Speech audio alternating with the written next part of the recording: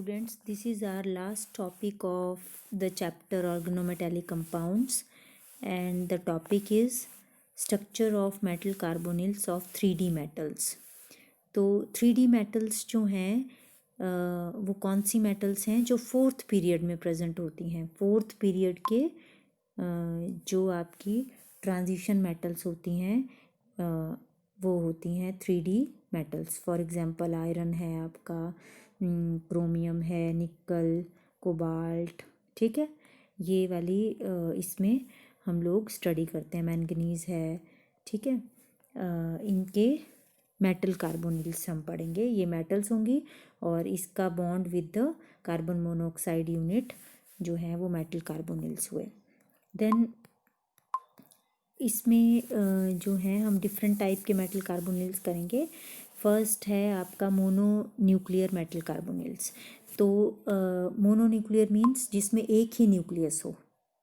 अब यहाँ पे न्यूक्लियस हम एटम की बात नहीं कर रहे हैं, हम किसकी बात कर रहे हैं, मेटल कार्बोनिल की बात कर रहे हैं। तो मेटल कार्बोनिल में या मेटल और लिगेंड बॉन्ड में अगर लिगेंड आपका कार्बोनिल है तो उसमें न्यूक्लियस कौन होगा? न्यूक्लियस वो होता है जो सेंटर में प्रेजेंट होता है। तो सेंटर में कौन प्रेजेंट होता है? मेटल, ठीक है।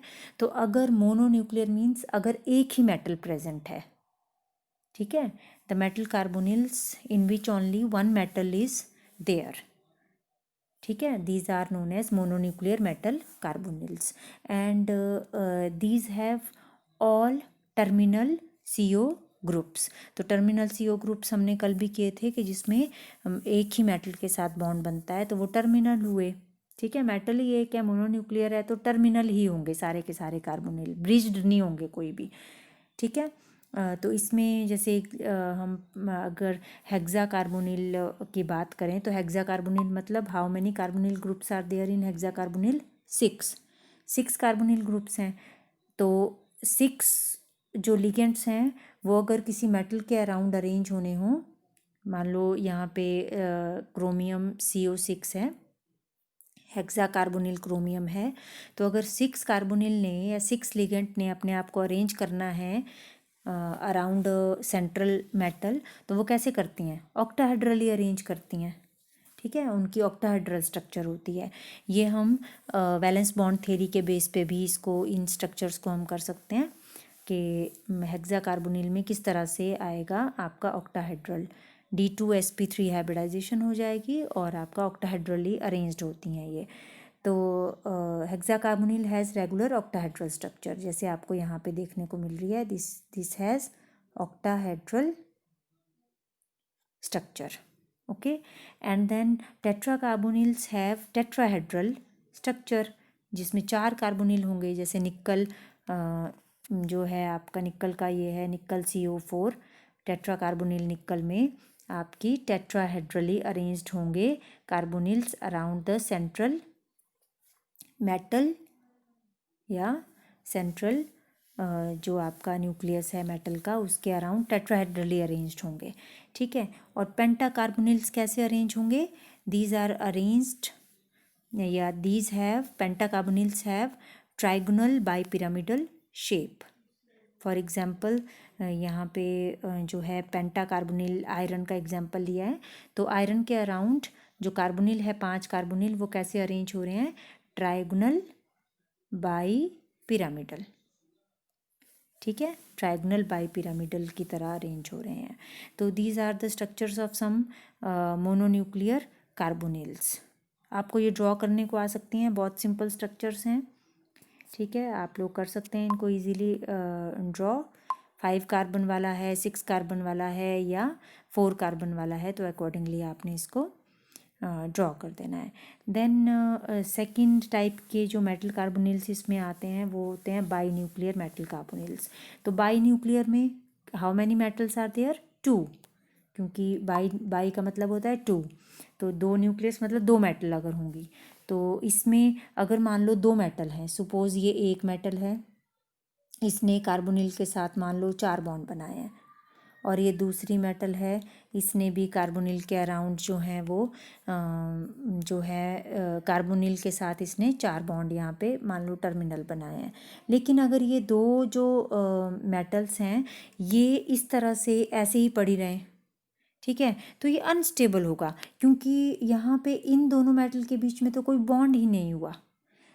तो यहाँ पे मेटल मेटल के बीच में बॉन्ड होना ज़रूरी होता है। बायोन्यूक्लियर मेटल कार्बोनिल्स में मेटल मेटल के बीच में बॉन्ड होना ही चाहिए, तभी वो स्टेबल होगी, अदरवाइज़ वो अनस्टेबल हो जाएगी नेचुरली।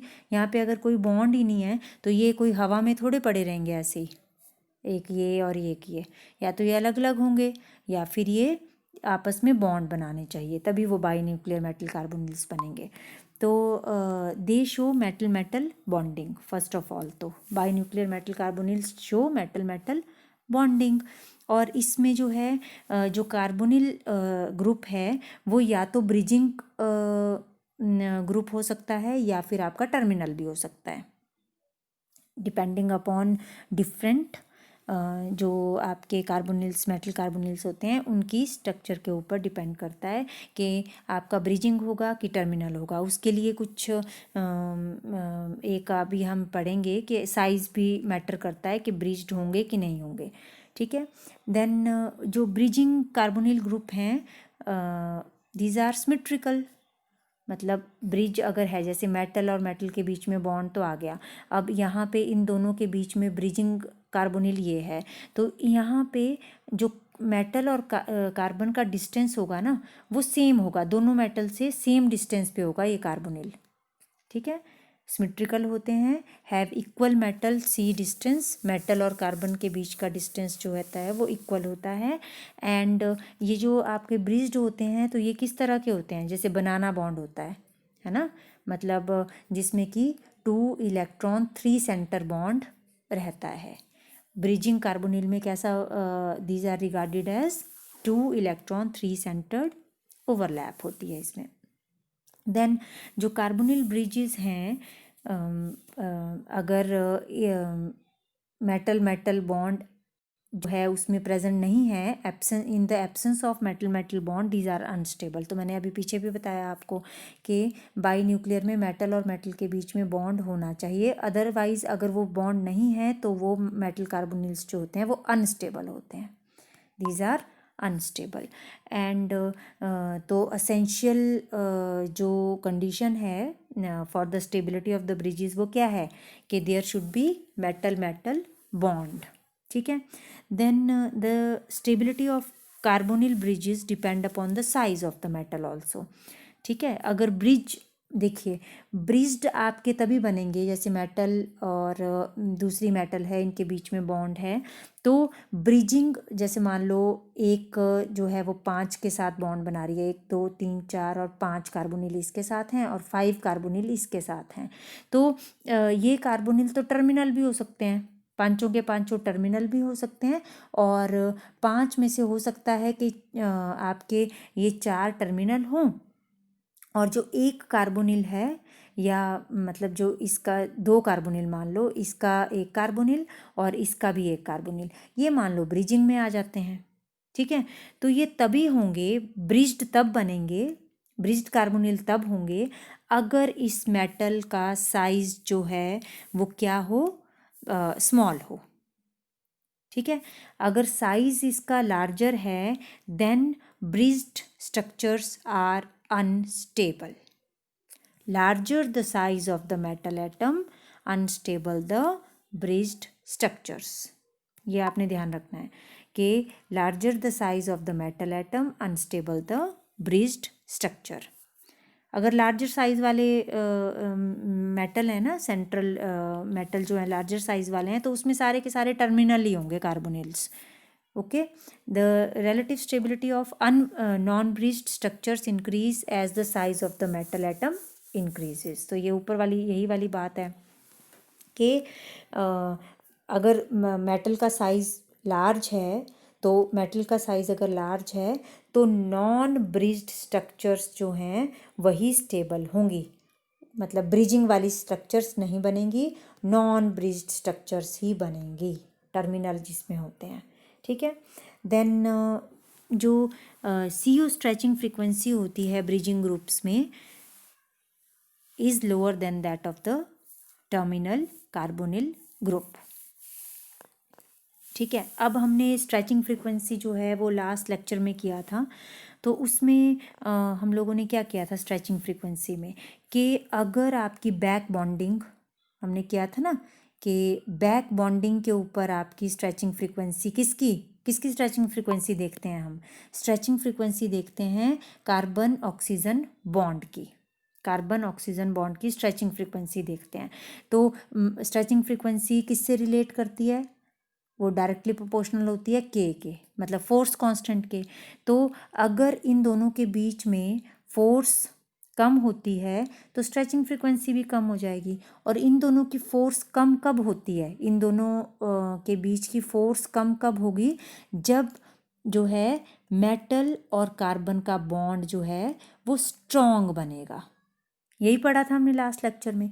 अगर ये बॉन्ड स्ट्रॉन्ग बन गया तो ये बॉन्ड वीक हो जाता है, ये वाला बॉन्ड वीक हो जाता है अगर ये बॉन्ड स्ट्रॉन्ग बन जाता है तो ये बॉन्ड स्ट्रॉन्ग कब बनेगा, जब बैक बॉन्डिंग होती है, जब बैक बॉन्डिंग होती है तो डबल बॉन्ड जैसा करेक्टर आ जाता है ना।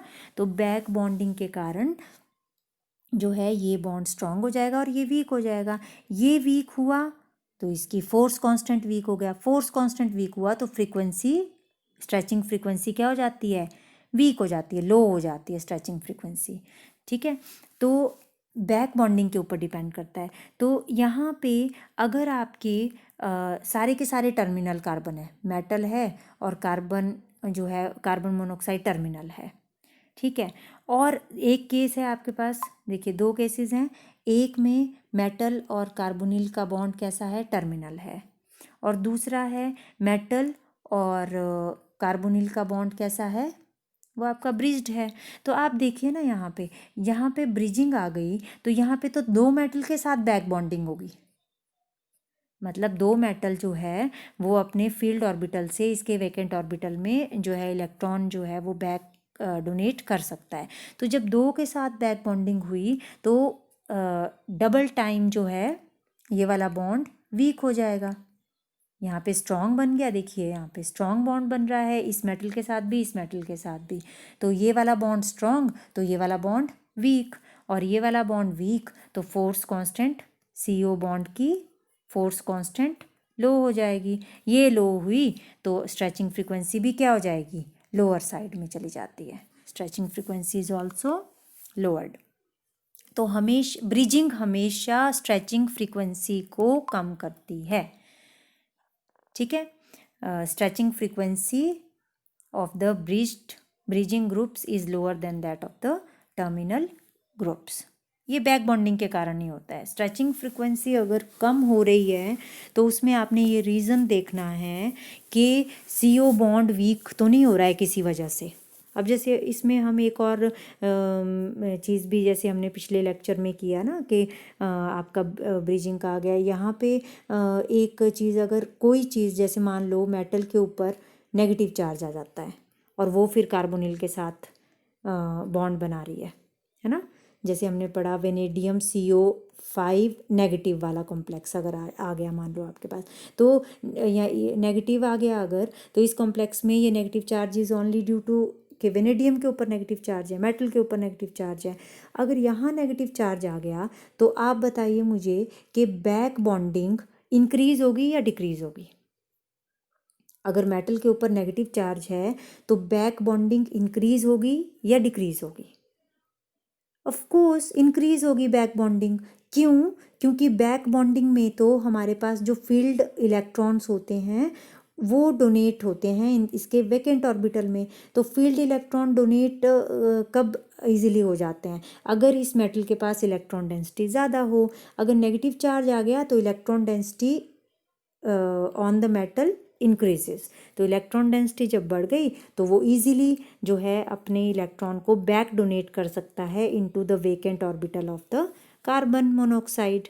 ठीक है, तो बैक बॉन्डिंग नेगेटिव मतलब जो एनायंस होते हैं एनायनिक कॉम्प्लेक्सेस में बैक बॉन्डिंग इंक्रीज करेगी, बैक बॉन्डिंग इंक्रीज करेगी। बैक बॉन्डिंग इंक्रीज हुई तो C triple bond O bond जो है वो वीक हो जाएगा। ये वीक हुआ तो फोर्स कांस्टेंट कैसा हो जाएगा, फोर्स कांस्टेंट जो है वो लेस हो जाएगा। फोर्स कांस्टेंट लेस हुआ तो वी मतलब स्ट्रेचिंग फ्रीक्वेंसी भी लेस हो जाएगी। ठीक है, तो हमने ये रीज़न देखना होता है कि आपका बैक बॉन्डिंग को क्या इफ़ेक्ट हो रहा है। तो यहाँ पे भी स्ट्रेचिंग फ्रीक्वेंसी जो है वो लोअर होती है इस केस में भी जब आपका ब्रिज्ड CO ग्रुप है, और अगर ट्रिपली ब्रिज हैं तो और ज़्यादा लोअर हो जाएगी। समझ में आ रहा है ना।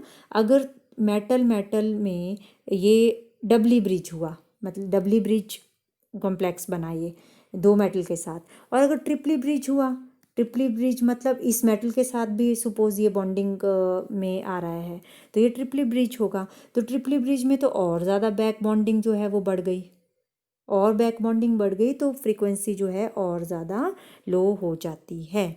ठीक है, तो यही चीज़ें यहाँ पे डिस्कस की गई हैं कि क्या होगा। तो ये देखिए यहाँ पे भी जो इस स्लाइड में ये देखिए इसमें टाइप ऑफ CO बॉन्ड, अगर तो अनकोऑर्डिनेटेड है मतलब सिर्फ CO बॉन्ड है तो CO बॉन्ड की स्ट्रेचिंग फ्रीक्वेंसी म्यू क्या होती है, दैट इज सेंटीमीटर इनवर्स में हम इसको करते हैं मेजर, तो वो 2143 सेंटीमीटर इनवर्स होती है। टर्मिनल आ गया तो टर्मिनल में अब इसने एक मेटल के साथ बॉन्ड बना दिया, एक मेटल के साथ बॉन्ड बनाया तो बैक बॉन्डिंग हुई ऑफ कोर्स। जब मेटल के साथ बॉन्ड बना दिया तो बैक बॉन्डिंग होगी, बैक बॉन्डिंग से ये बॉन्ड वीक हो गया तो आपके पास फोर्स कांस्टेंट इसका लो हो गया तो स्ट्रेचिंग फ्रीक्वेंसी इसकी क्या हो जाएगी, कम हो जाएगी। तो यहाँ पे वो 2140 होना चाहिए, यहाँ पे 2140 से 1850 सेंटीमीटर इनवर्स तक चल जाती है। और जो डबली ब्रिज होंगे, डबली ब्रिज में तो दो मेटल के साथ ये बॉन्ड बनाएगा, दो मेटल के साथ बॉन्ड बनाएगा तो अगेन बैक बॉन्डिंग जो है वो इंक्रीज़ हो गई। बैक बॉन्डिंग इंक्रीज़ हुई तो ये वाला बॉन्ड वीक हो गया तो आपका और भी ज़्यादा लो हो जाएगी स्ट्रेचिंग फ्रीक्वेंसी। अब 1850 से 1750 पे आ जाएगी, के बीच में आ जाएगी। और जो ट्रिपली ब्रिज होंगे उसमें एक और मेटल आ जाएगा, एक और मेटल आ गया, बैक बॉन्डिंग जो है और ज़्यादा बढ़ गई, बैक बॉन्डिंग बढ़ी तो और ये वाला बॉन्ड और भी ज़्यादा वीक हो गया, उसकी वजह से स्ट्रेचिंग फ्रीक्वेंसी और भी कम हो जाती है, 1730 से 1620 तक पहुंच जाती है। आपको ये वैल्यूज़ लर्न करने की ज़रूरत नहीं है, लेकिन आपको पूछा जा सकता है कि कहाँ पे जो है आपकी स्ट्रेचिंग फ्रीक्वेंसी क्या हुई। 1 मार्क्स के क्वेश्चन में भी आ सकता है या आपको एक्सप्लेनेटरी भी आ सकता है। तो सबके लिए एक ही रीज़न है, बैक बॉन्डिंग। आपने देखना है कि बैक बॉन्डिंग को क्या हो रहा है, बढ़ रही है या कम हो रही है। देन जो यहाँ पे अब हमने by nuclear carbonyl metal carbonyls में बाई न्यूक्लियर में दो न्यूक्लियस होंगे, दो आपकी क्या होंगी, सेंट्रल मेटल होंगे और उनके बीच में बॉन्ड भी होगा, उनके बीच में बॉन्ड भी होना ज़रूरी है। अब यहाँ पे कुछ स्ट्रक्चर्स डिस्कस किए हैं, जैसे यहाँ पे Fe2CO9, ठीक है। अब Fe2 है, CO9 है, यहाँ पे CO2 है और CO जो है वो 8 है, और यहाँ पे CO2 और CO8, एक CO यहाँ पे क्या है, मेटल है, कोबाल्ट, और दूसरा CO जिसमें कि कैपिटल C और O लिखा है वो कार्बन मोनोऑक्साइड लिगेंड है। तो इस यहाँ पे आप देखेंगे कि आयरन के साथ जब इसने आयरन जो दो हैं इनके साथ जब ये बॉन्ड बना रहा है कार्बोनिल, तो 9 कार्बोनिल में से 6 तो टर्मिनल होंगे, 3 इसके साथ और 3 इसके साथ, 6 कार्बोनिल्स आर टर्मिनल कार्बोनिल्स, और जो 3 कार्बोनिल्स हैं these are bridged carbonyls, these are bridged carbonyls. तो आपको ये ध्यान रखना पड़ेगा, यहाँ पे ब्रिज्ड होते हैं।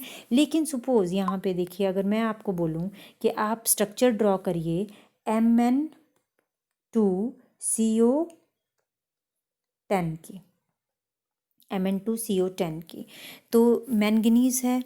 अब मैंगनीज़ जो है वो आपका कितना होता है एटॉमिक नंबर इसका 25, और फिर उसके बाद आयरन आता है 26, आयरन के बाद 27 आएगा आपका कोबाल्ट, ठीक है।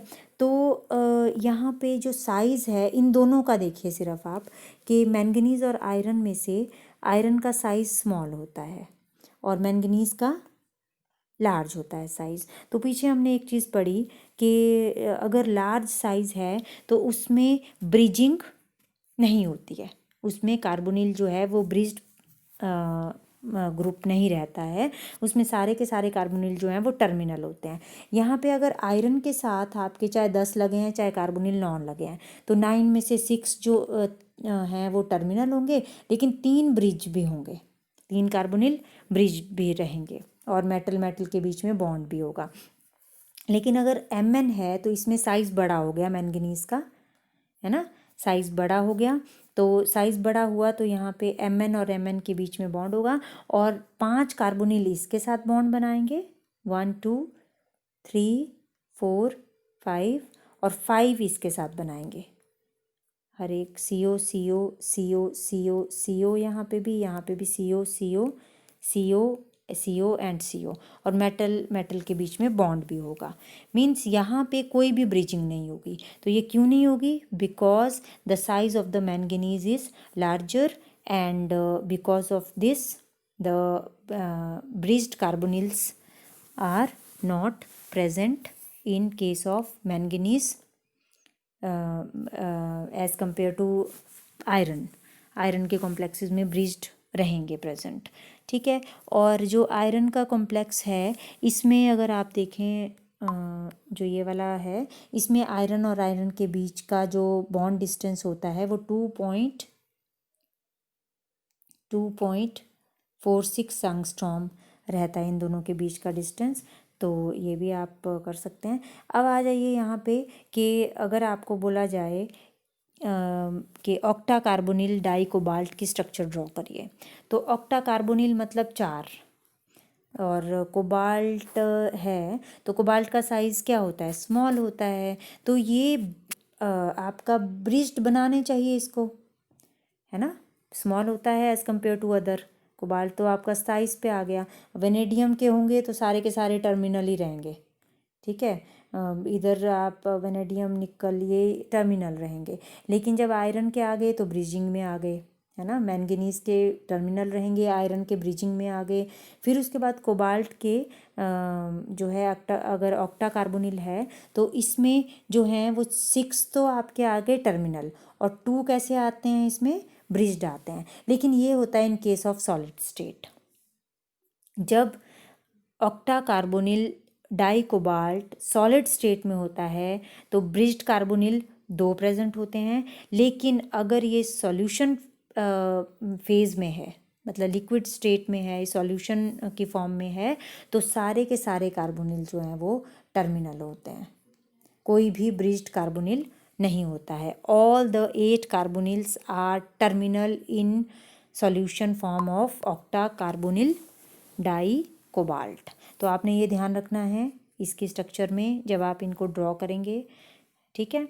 तो सॉलिड स्टेट में ब्रिजिंग वाले रहते हैं, जबकि यहाँ पे तो इसमें जो है सॉलिड स्टेट में जो है वो क्रिस्टल फॉर्म में बनते हैं ना, तो उसमें इसकी वजह से क्रिस्टलाइन स्ट्रक्चर्स की वजह से ये ब्रिज्ड में रह सकते हैं और क्लोजली पैक्ड हो सकते हैं। जबकि सॉल्यूशन फॉर्म में ये सारे के सारे टर्मिनल होंगे, ब्रिजिंग कोई भी कार्बोनिल नहीं होगा, ठीक है। देन नेक्स्ट आ जाता है हमारा पॉलीन्यूक्लियर मेटल कार्बोनिल्स। तो पॉलीन्यूक्लियर मतलब जिसमें बहुत सारे न्यूक्लियस हों, मतलब 3 हों 4 हों न्यूक्लियस। अगर 3 न्यूक्लियस हैं तो उसको हम क्या बोलते हैं? उसको हम बोलेंगे ट्राई न्यूक्लियर, ठीक है, ट्राई न्यूक्लियर कार्बोनिल्स। और अगर 4 न्यूक्लियस हैं, 4 मेटल हैं, तो उसको बोलेंगे टेट्रा न्यूक्लियर कार्बोनिल्स। तो टेट्रा न्यूक्लियर तक ही हम पढ़ेंगे। तो इनकी थोड़ी सी कम्प्लेक्स स्ट्रक्चर्स होती हैं और मेटल मेटल बॉन्ड रहेगा इनमें, मेटल मेटल के बीच में बॉन्ड रहेगा जितने भी मेटल्स होंगे। और उसमें जो है कार्बोनिल ग्रुप टर्मिनल भी हो सकते हैं और ब्रिजिंग कार्बोनिल ग्रुप्स भी हो सकते हैं। यहाँ पे जो एग्जाम्पल हम ले रहे हैं ट्राई न्यूक्लियर कार्बोनिल्स का, ट्राई न्यूक्लियर मतलब 3 मेटल, तो 1 2 3। पहले तो ये मेटल आपस में बॉन्ड बनाएंगी, जैसे इन्होंने यहाँ पे बनाया हुआ है, और यहाँ पे ये ट्रायंगुलर फॉर्म में है, ट्रायंगल बना रही हैं मेटल मेटल आपस में। अगर यहाँ पे अब देखिए 3D में तो आयरन रहता है, आयरन के बाद 4D में जो है वो आपका अगर आप नीचे को चले जाएं, वो नीचे वाले ग्रुप में, मतलब 4D और 5D ग्रुप में चले जाएं, तो उसमें आपके उस पीरियड में आयरन के बाद र्यूथीनियम रहता है 4D में, एंड 5D जो मेटल्स, उसी हम एक ग्रुप की बात कर रहे हैं, ठीक है। र्यूथीनियम के बाद आपका 5D में ऑस्मियम आता है। तो आयरन में यहाँ पे आयरन अब अगर साइज़ देखें ग्रुप में, तो डाउन द ग्रुप साइज़ को क्या होता है, size goes on increasing down the group, size बड़ा होता रहता है ना नीचे को जब डाउन द ग्रुप जाते हैं हम। तो इसका साइज़ स्मॉल है, इन दोनों के साइज़ जो हैं वो लार्ज हैं। तो लार्ज साइज़ वाले कैसे बनाते हैं, लार्ज साइज़ वाले मेटल जो हैं वो टर्मिनल बनाएंगे कार्बोनिल्स, या उनमें टर्मिनल कार्बोनिल्स होंगे या ब्रिज्ड होंगे। तो हमने पीछे पढ़ा कि जिनका साइज़ लार्ज होता है उसमें जो है ब्रिजिंग वाले अनस्टेबल होते हैं, टर्मिनली होते हैं सारे कार्बोनिल्स। तो यहाँ पे आप देखिए कि अगर मेटल आपकी, अब ये वाला जो कॉम्प्लेक्स है वो M3CO12 है, 2 डेका कार्बोनिल ट्राई मेटल, ठीक है, ट्राई न्यूक्लियर मेटल है ये। तो यहाँ पे मेटल अगर आपकी ऑस्मियम और र्यूथीनियम है, ऑस्मियम और र्यूथीनियम है, तो इनका साइज़ क्या है, लार्ज है। तो यहाँ पे देखिए सारे के सारे टर्मिनल हैं कार्बोनिल्स, हर एक मेटल के साथ 4 कार्बोनिल लगे हैं, 1 2 3 4 5 6 7 और यहाँ पे 8 9 10 11 और 12। तो 4 कार्बोनिल लगे हैं, और सारे के सारे कार्बोनिल कैसे हैं, टर्मिनल। ये देखिए टर्मिनल है, ये चारों भी टर्मिनल हैं, ये चारों भी टर्मिनल हैं। और हर एक मेटल जो है आपकी यहाँ पे ऑक्टाहेड्रल शेप बना रही है, एवरी मेटल ऑक्टाहेड्रल शेप में रह रही है, और यहाँ पे ट्रायंगल बन रहा है मेटल मेटल के बीच में बॉन्डिंग की वजह से। तो यहाँ पे साइज़ की वजह से ये सारे टर्मिनल होंगे। तो आपको पता लग जाना चाहिए, अगर आपको पूछा है draw the structure of osmium 3CO12, तो आपको पता होना चाहिए कि ऑस्मियम का साइज़ बड़ा होता है, तो सारे के सारे टर्मिनल, हर एक ऑस्मियम के साथ, पहले तो ऑस्मियम का 3 है तो तीनों जो हैं वो ट्रायंगल में आएंगे, और हर एक ऑस्मियम के साथ 4 और कार्बोनिल लगे होंगे, 4 कार्बोनिल्स और लगे होंगे, ठीक है, और आप सारे के सारे टर्मिनल होंगे, आप स्ट्रक्चर ड्रॉ कर दोगे। लेकिन अगर आपके पास पूछा है Fe3CO12 का, ठीक है, तो इसमें जो है ये Fe जो है अब स्मॉल साइज़ में है, तो इसमें ब्रिजिंग भी हो सकती है। लेकिन अब इसमें कितना स्मॉल साइज़ है, बहुत स्मॉल होगा तो ज़्यादा ब्रिजिंग होगी, अगर आपका इंटरमीडिएट जैसा होगा तो कम ब्रिजिंग होगी। यहाँ पे जो पीछे हमने एक देखिए ये वाला पढ़ा ना, ये वाला हमने पढ़ा यहाँ पे, तो यहाँ पे जब आयरन और आयरन के 2 ही आयरन थे तो 3 कार्बोनिल ब्रिजिंग में थे। जब 3 आयरन आ जाएंगे, अब यहाँ पे भी आयरन आ जाएगा, तो यहाँ पे ड्यू टू स्टेरिक हिंड्रेंस 2 ही कार्बोनिल जो है वो आपके ब्रिजिंग में रह जाएंगे। तो वैसा ही हो रहा है इसमें भी, नेक्स्ट में भी, कि 2 ही कार्बोनिल आपके ब्रिजिंग में रह जाएंगे, और तीसरा जो है, तीसरे आयरन के साथ सारे के सारे टर्मिनल कार्बोनिल्स होंगे। तो यहाँ पे ये ट्रायंगल में पहले अरेंज होंगे मेटल्स आयरन, और इनमें से 2 कार्बोनिल ब्रिजिंग में रहेंगे, और 2 आयरन के साथ 3 कार्बोनिल्स टर्मिनल्स होंगे टोटल। और इस आयरन के साथ कोई भी ब्रिज्ड कार्बोनिल नहीं है, सारे के सारे चारों के चारों कार्बोनिल कैसे हैं, सारे के चारों कार्बोनिल जो हैं वो टर्मिनल ही हैं। और यहाँ पे आप बोल सकते हैं कि how many terminal carbonyls are there, 1 2 3 4 5 6 7 8 9 10, 10 carbonyls जो हैं वो टर्मिनल हैं और 2 कार्बोनिल्स कैसे हैं, ब्रिज्ड हैं आउट ऑफ 12। ठीक है, क्लियर हो गई ये स्ट्रक्चर। तो यहाँ पे भी अगर आप देखें तो हर एक जो आयरन है वो एक्चुअल तो ऑक्टाहेड्रल ही बना रहा है ना। बेशक यह इस आयरन के साथ बॉन्ड बना रहा है और इस आयरन के साथ बना रहा है, ये भी आपका ऑक्टाहेड्रल ही बना रहा है, 1 2 3 4। ठीक है, 1 2। अब यहाँ पे ब्रिजिंग भी है ना, ये भी तो आपने ध्यान रखना है। तो यहाँ पे ब्रिजिंग में जो है वो 1 ही इलेक्ट्रॉन रहता है, इसका 1 इलेक्ट्रॉन कार्बोनिल का आएगा, इस कार्बोनिल का, और 1 इलेक्ट्रॉन आयरन का आएगा, क्योंकि ये 2 इलेक्ट्रॉन 3 सेंटर बॉन्ड होता है।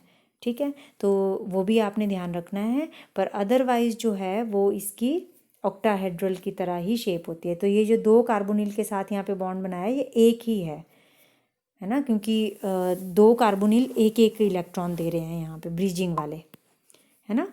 तो इसकी स्ट्रक्चर जो है वो आपकी 1 2 3 4 5, और ये जो ये वाला बॉन्ड है ये 6 की तरह लिया जाएगा ऑक्टाहेड्रल स्ट्रक्चर में, इस तरह से लिया जाएगा ये। ठीक है, और क्योंकि यहाँ पे 2 कार्बोनिल जो हैं वो एक इलेक्ट्रॉन ये वाला कार्बोनिल दे रहा है इस आयरन को, और तो दूसरा इलेक्ट्रॉन ये कार्बोनिल इस आयरन को दे रहा है। ठीक है, तो इस तरह से इसकी स्ट्रक्चर आएगी जो ट्राई न्यूक्लियर कार्बोनिल्स हैं। उसके बाद आता है आपका ये tetra nuclear carbonyl. Tetra nuclear carbonyl में एग्जाम्पल लेंगे डोडेका कार्बोनिल, टेट्रा कोबाल्ट का। ठीक है, ये स्ट्रक्चर पूछी जा सकती है आपको। इसमें जो है जो मेटल हैं, क्योंकि 4 मेटल हैं तो 4 मेटल पहले कैसे अरेंज्ड होंगी, टेट्राहेड्रली। ये देखिए, दीज आर अरेंज्ड टेट्राहेड्रली, इस तरह से अरेंज्ड हैं, ये टेट्राहेड्रली अरेंज्ड हैं। ठीक है, उसके बाद जो आपकी 3 इस टेट्राहेड्रॉन के जो 3 फेज हैं, 1 फेज 2 फेज एंड 3 फेज। ठीक है, इन 3 फेजेस में जो मेटल लगी हैं वो आपके 2 जो हैं उन मेटल के साथ 2 carbonyls are terminal and 1 carbonyl is bridged. 2 मतलब जैसे ये पूरी है तो इसमें इस मेटल के साथ 2 carbonyls are terminal and 1 carbonyl is bridged. उसी तरह इस वाले मेटल के साथ भी 2 carbonyls are terminal and 1 carbonyl is bridged, और यहाँ पे इस वाले मेटल के साथ भी 2 carbonyls are terminal and 1 carbonyl is bridged. ठीक है, तो इसमें जो 3 फेज हैं इस टेट्राहेड्रॉन के और उनमें जो ये मेटल लगी हैं वो इस तरह से एक ब्रिज्ड और 2 टर्मिनल कार्बोनिल के साथ बॉन्ड बना रही हैं, और जो एक मेटल रह जाती है वो आपकी उसमें कोई भी ब्रिजिंग कार्बोनिल नहीं है, तीनों के तीनों जो हैं वो टर्मिनल कार्बोनिल्स हैं। तो इस तरह से इसकी स्ट्रक्चर जो है वो आप डिस्कस कर सकते हो। इनको ड्रॉ करने की कोशिश करनी है आपने और ड्रॉ करना है। और बाकी अगर आप ये बोलें कि इसके साथ क्यों नहीं आया जी ब्रिजिंग कार्बोनिल और इनके साथ ही क्यों आया, तो वो बच्चे जब आप इसकी स्ट्रक्चर्स जो हैं आगे मॉलिक्यूलर ऑर्बिटल थ्योरी के ऊपर भी बेस्ड होता है, बड़ी चीज़ें इसमें मैटर करती हैं। और यहाँ पे आप मेन कारण जो है वो स्टेरिक हिंड्रेंस भी होता है और साइज़ भी रहता है। अब इसका साइज़ ही ऐसा है कि जो सेंट्रल मेटल है इसका साइज़ ऐसा होगा कि कुछ तो ये एक ही कार्बोनिल के साथ ब्रिजिंग कर सकती हैं, और कुछ मेटल अगर साइज़ और स्मॉल हो गया तो 2 कार्बोनिल के साथ भी ब्रिज कर सकती हैं, या साइज़ और स्मॉल हो गया तो 3 के साथ भी कर सकती हैं। साइज़ के ऊपर भी डिपेंड करता है। और यहाँ पे इसके साथ इसलिए नहीं बनाया कि यहाँ पे अदरवाइज़ इसकी स्ट्रक्चर जो है वो अनस्टेबल हो जाएगी अगर यहाँ पे भी ये बना देगा। ठीक है, कार्बोनिल के साथ जो है ब्रिजिंग तो कितनी अनस्टेबल हो जाएगी। देखिए यहाँ पे तो कितने सारे बॉन्ड बनाएगा ये मेटल, फिर एक यहाँ बना रहा है मेटल के साथ, एक इस मेटल के साथ बना रहा है, एक इस मेटल के साथ बना रहा है, 3 तो यही बना रहा है और 2 ये बना रहा है, मेन बॉन्ड बना रहा है, 5 ये हो गए, तो ये 2 के साथ ही और बना सकता है, क्योंकि यहाँ पे एक एक इलेक्ट्रॉन ही देगा ना, फिर ये एक इलेक्ट्रॉन यहाँ से आएगा, एक इलेक्ट्रॉन यहाँ से आएगा, तो सिर्फ यही ब्रिजिंग में रह सकते हैं, ठीक है।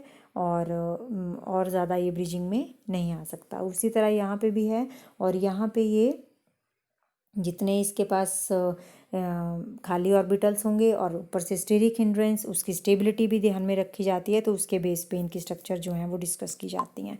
तो आपके सिलेबस का इतना ही है, आपने इतना ही करना है। And that's it for today. Thank you so much.